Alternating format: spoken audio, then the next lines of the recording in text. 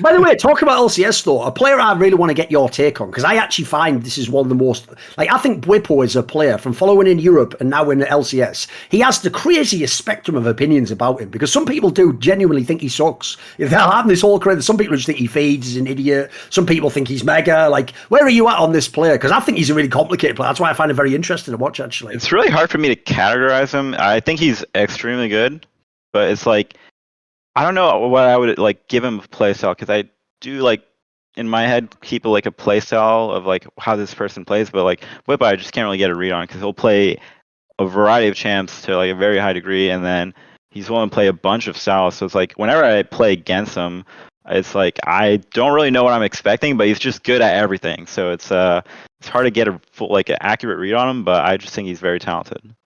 Obviously, that's going to draw the question of, why did you blind pick Fiora into Bwipo of all people when you knew It's a Chad move? It was a Chad move. I mean, that whole we can get into the game you played against Team Liquid, because the whole draft was just wacky as fuck. I'm like really curious what you guys were thinking about when this draft occurred, because it was you guys blinded the Fiora for you, knowing that Bwipo is like, he loves this shit. He loves like his weird ass counter picks, and you know he can play Graves. It's been a Bwipo staple for a long time. But at the same time, they were blinding the Draven, which is just like I don't really know.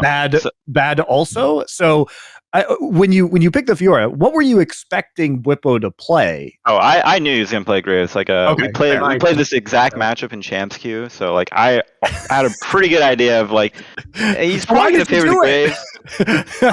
So like our team comp was good into Graves. Like he gets really outranged. So sure, like, I knew the lane phase was gonna be really rough, and I think we messed up 4-5 bans. Like we were maybe gonna go for the Ornn, and then we just pivoted at like the last second of the Fiora. So like we banned Mordekaiser for seemingly no reason at that point, right? So it's that was definitely a mistaken draft.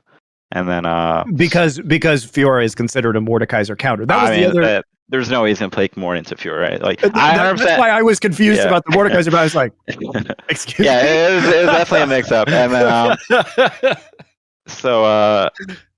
I mean, then we just spawned Fiora out. Like I knew he was gonna play Graves. I knew the lane is like hard. Obviously, like I got pretty far behind. I didn't really do anything, but at the same time, even though he had like a big gold lead, like he was only able to push his advantage, because I mean my team was just head, so it's like obviously because of that, but like he was only able to like push his advantage at like the very late stages of the game, which I thought I would be like the game would be like in an okay spot for me to like actually be able to fight him, but like he got so accelerated, so obviously did not have that in mind. But I mean here, even for how fed he was, I don't think he did very much in the game.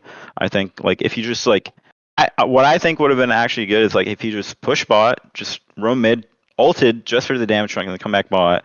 I think that would have been a better play than he's just like walking around in between the jungle, just farming everything. But taking your inhibitor. I mean, he played the 1v1 well. I mean, I was watching. You know, he like couldn't get your ult off on him because of his positioning, which I think was probably very annoying for you.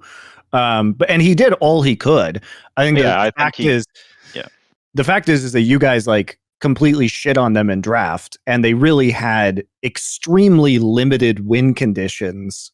Because we should ask about that then, because here's the thing, Dhokla. Basically, whenever a team, especially like a super team like Team Liquid have, where they spent all that money and bought all those big names, when they produce a draft like this, Dhokla, what it usually implies is like the joke would be like, you having a problem at home, son? Like, what the fuck's going on in the scrims that produces a draft like this? Like, is Team Liquid a mess in scrims or something, mate? Are they having problems, you think?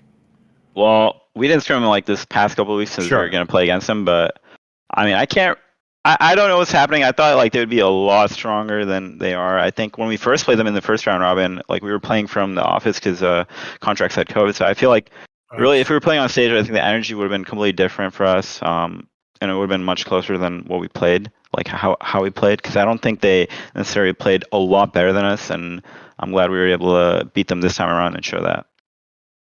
Because, like, I guess the problem here for me is that in this draft, like, what's so surprising about it is that Team Liquid still doesn't seem that they have a style that they want to play in terms of committing to who is going to be the carry. Hansama's individual performance has been quite poor as of late, and we haven't seen Bjergsen switch to playing more carry champions. He opts into like he opts into the Lissandra matchup against Azir, which is obviously going to be difficult for him early. I think he did a good job in that laning phase, like not falling behind.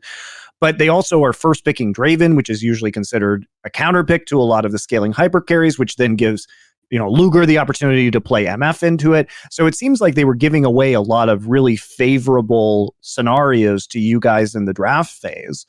And on top of that, their composition is incredibly low range between the Draven and the Graves and the Lissandra as the primary carries. And so when you have an Alistar, Azir, and Poppy and an MF ult that you can use to zone them out, as long as you guys are first on an objective, how the fuck do they ever win a team fight? I mean, you saw it in all those like Baron fights. Yeah, like boom self in the brush. It was pretty much like get an insane flank on our back line, which like I think on the third dragon we really messed up of like our positioning. Like we saw a list and we still got flanked, so it was like really just. I mean, we figured that one out. We figured that one out right away after that. We're like, okay, let's just not die like that ever again, right? So then, I mean, our team comp was definitely a lot better. I don't really know what they were doing. Like when they picked Draven in the draft, we were really surprised. Like, wow, they're really just egoing on us like that, like completely. Just and I'm glad we were able to punish it. Basically, if you're an NA Pro player, I'm going to give you a tip, right, that we used to say in the early CSGO when the player Get Right was the best player, because he was the best at being a lurker, and he used to sneak behind the team all the time, right? You guys need to learn this rule. If you can't see Bjergsen when you are setting up for an objection, he's behind you. He is fucking behind you right now. Like, just move out of it. Because, mate, when you're watching it, it's like watching a fucking horror movie where they keep, like, separating out into the woods, like, oh, we'll meet you later. Like, no, he's behind you and he's going to kill you. Like, that's what it looks like when he's just going on the back of that dragon pit, mate. Like, we just waiting for him to get the goal. We had wards on him. It was no, you had a big ward on him. You had one. It was really just a big blunder, like how he positioned there. So, yeah.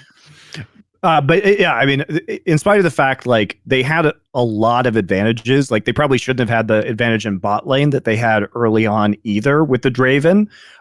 So you guys made some mistakes, and then they had about as good of a situation as they could have asked for, but the draft was just so terrible for them that they never, like, as soon as you guys shaped up and were actually placing down vision properly and getting to objectives first, you can see, like, you guys got that Baron for effectively free.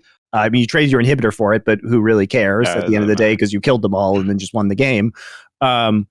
And that's about the only thing they could do, was make that trade, because there was just no way they were going to win that fight in a 5v5 unless you guys made some titanic error. And with the advantage that you had and the positional advantage that you had, it was just never going to occur.